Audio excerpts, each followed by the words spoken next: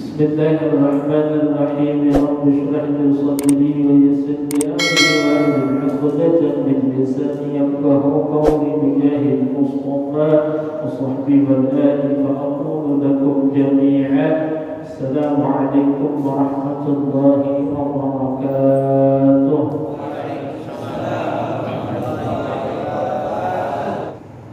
Makanya harus sabar yang mana?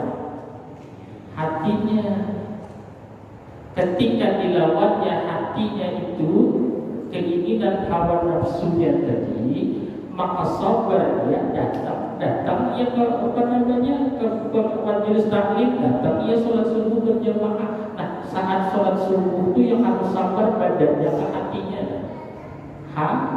Karena badannya gak ada orang yang dua-duanya, mana badannya capek, mana hatinya malas. Kira-kira berangkat ya? Harus dua-duanya nih. Bila bisa tuh melawan kayak itu, berarti langsung ibadah sekali itu. Misalnya sholat subuh berjamaah, ya Allah hati ini berat banget ke masjid bangun subuh tuh, badan capek betul. Nah ini bisanya sering terjadi.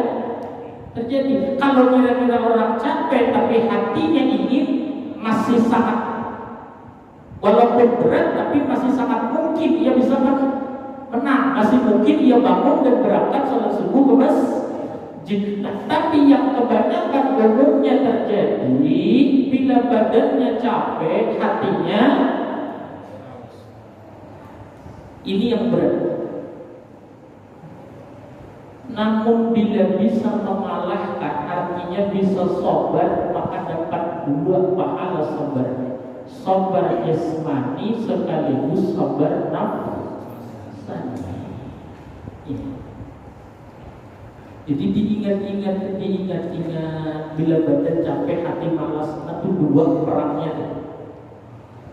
Ya, dua yang harus kita lawan kesabarannya, dua yang harus kita pertahankan kesabaran hati dan kesabaran badan. Ada orang gak capek apa enggak, santai aja orangnya, kemudian tapi sholat subuh enggak ke masjid, berjamaah enggak, ngaji enggak. Berarti kira-kira yang kalah sabar itu sabar apanya? Sabar nafsani. Nah itu kemudian. Jadi kalau misalnya pulang kerja apa segala macam, Allah capek benar, kemudian hati malas berat benar, lawan sabar, maka itu sekaligus dapat dua kesabaran, yaitu sabar nafsani dan juga sekaligus sabar jasmani. Walaupun datang ke masjid itu hati sakit, walaupun datang ke masjid itu hati gak nyaman karena capek, karena malas, tapi mengharap pahala daripada Allah. Nah itu masuk tadi sabarnya tingkatan sabar orang awam. Bila kita kemudian alasannya badan capek, berarti sabar jasmani kalah. Bila kita alasannya malas, berat hati, berarti sabar nafsani kalah. Bila dua-duanya, berarti sekaligus kedua-duanya kalah. Tinggal tanya jadi diri kita masing-masing. Sering selama ini kita beribadah itu apa alasannya? Dua nih aja alasannya. Kalau nggak hati malas, badan itu aja alasannya. Kenapa orang nggak sholat sibuk, capek? Karena sibuk lalu capek nggak sholat. Ada juga karena kenapa nggak sholat, nggak sibuk tuh santai kan, apa nggak sholat malas? Ya udah. Maka ulama bagus membagi sabar itu ada jasmani, ada nafsani. Itu dari sisi sifat sabar ini, kemudian diri kita yang harus sabar ada secara zahir, fisiknya ada hati. Nah, lalu kata Ibnu Qudamah lagi, sabar secara dilihat dari keadaan yang kita hadapi, maka dibagi juga sabar itu jadi dua. Jadi kalau tadi itu yang pertama sabar nafsani dan jasmani itu adalah sabar dibahagi pembahagian sabar cuma dilihat dari kemudian diri kita, anggota kita yang harus sabar. Jadi anggota yang harus sabar pada hatinya kah, anggota tubuhnya kah? Tadi bagi dua, ada namanya sabar jasmani, ada namanya sabar nafsani. Ada sabar anggota tubuh, ada sabar hati. Kalau dilihat dari sabar kebahagiaannya, cuma bukan dilihat dari keadaan diri kita, keadaan yang kita alami lagi. Kan kita sabar itu diri kita yang sabar, dan ada kejadian-kejadian keadaan yang kita alami. Nah, dari sisi keadaan yang kita alami, maka kemudian Ibnu Qudamah membagi juga sabar itu terbagi menjadi dua. Jadi tidak sesimpel yang kita sabar. Kita lihat di mana keadaan sabarnya itu. Saya capek, berarti saya ini sabarnya jasmani. Saya malas, berarti sabarnya nafsani. Dilihat. Nah, kalau dari sisi keadaan yang kita alami, maka yang pertama sabar itu kata Ibnu Qudamah, bila terjadi sesuatu itu sesuai dengan keinginan atau sebaliknya tidak terjadi malah justru tidak sesuai dengan keinginan kita, ini perlu sabar. Terjadi sesuatu atau Allah mentakdirkan sesuatu untuk diri kita sesuai dengan yang memang kita inginkan, takdir Allah terjadi seperti itu, perlu sabar. Pun bila sesuatu terjadi tidak sesuai takdir Allah dengan keinginan kita, kita perlu sabar.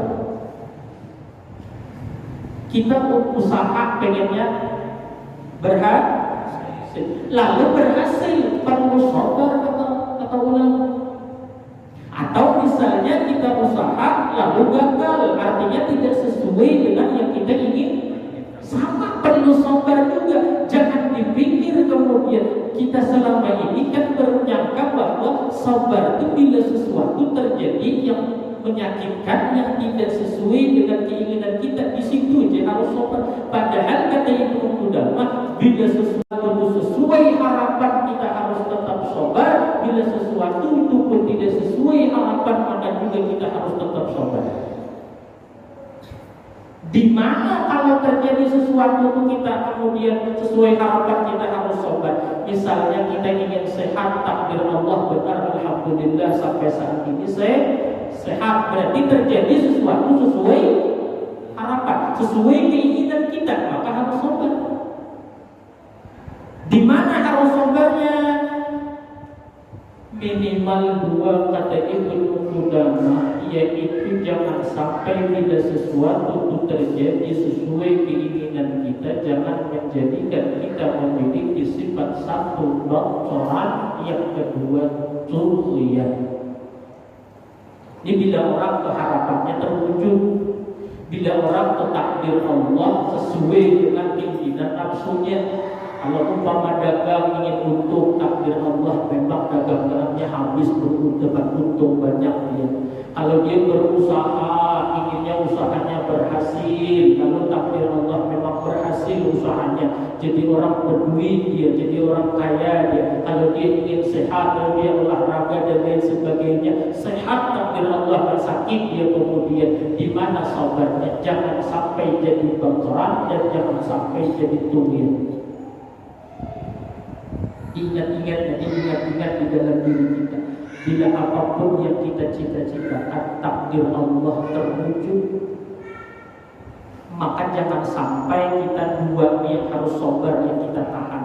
Jangan sampai dengan terwujudnya cita-cita kita, tersampaikannya keinginan kita oleh takdir Allah, satu jangan jadi bakaran. Apa itu bakaran? Jangan jadi sombong.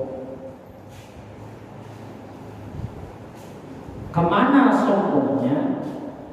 Melihat orang yang tidak tercapai apa yang ia inginkan seperti tercapainya apa yang kita inginkan, lalu hati kita ada merendahkan kepada dirinya, maka itu bakaran berarti.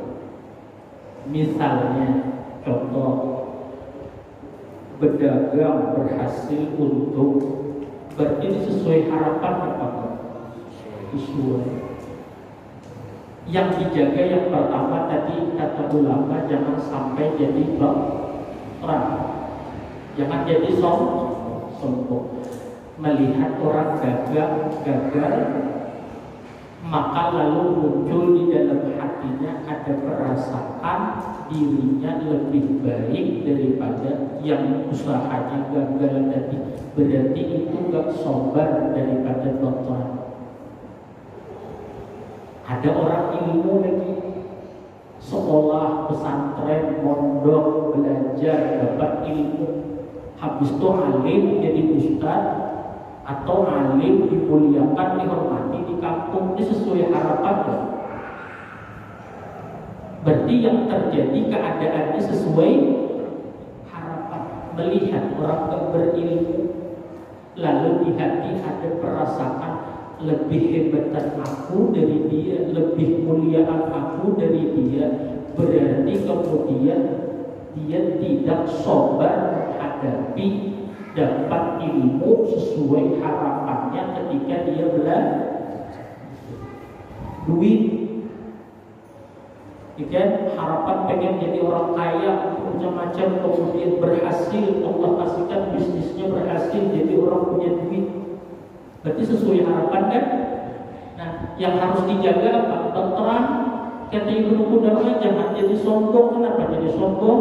Melihat orang yang gak punya duit. Padahal orang yang gak punya duit ini pengen gak punya duit. Ditanya nih, kalau kita yang gak punya duit ini pengen gak punya duit? Banyak atau sedikit gak? Tapi terhasil kamu berhasil lah, sesuai lah kejadiannya.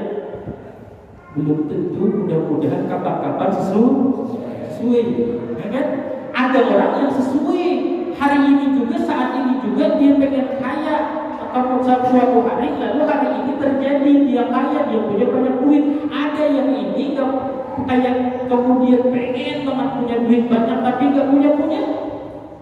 Maka si yang berhasil ini karena tidak paham bahwa kalau sesuatu itu terjadi sesuai keinginan dia harus punya sifat sabar. Dikiranya yang sabar itu bila sakit, bila musibah, bila bencana, bila bangkrut, bila miskin itu yang sabar. Padahal kata ulama, bila sesuatu terjadi sesuai kenyataan harus sabar. Orang pengen kaya lalu kaya, melihat orang yang pengen kaya lalu miskin gak kaya-kaya, lalu dalam hatinya merasa dirinya lebih baik, lebih hebat, lebih mulia karena kekayaan yang ditakdirkan Allah sesuai dengan keinginannya.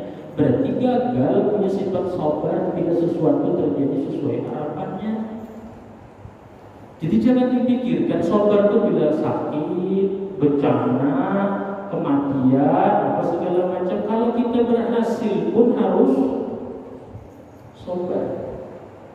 Punya ilmu, berkat pondok, sekolah, belajar, macam-macam, kuliah dan lain sebagainya, pulang ke kampung, pulang ke daerah kemana, kemudian dihormati orang karena punya ilmu. Ada orang di situ kemudian gak punya ilmu. Kira-kira yang gak punya ilmu ini pengen gak punya ilmu? Gak ada orang yang gak pengen punya ilmu, cuma karena mungkin satu dan lain hal akhirnya dia takdir Allah gak punya ilmu. Maka kayak apa kita memandang orang yang gak dapat seperti apa yang kita dapatkan itu? Nah itu kemudian memerlukan sifat sombong. Yang kedua, sifat sombong itu karena sesuatu terjadi sesuai harapan, maka bila yang kemudian dikasih tahu tentang yang benar oleh orang yang tidak mendapatkan seperti yang apa dia dapatkan, dia gak terima.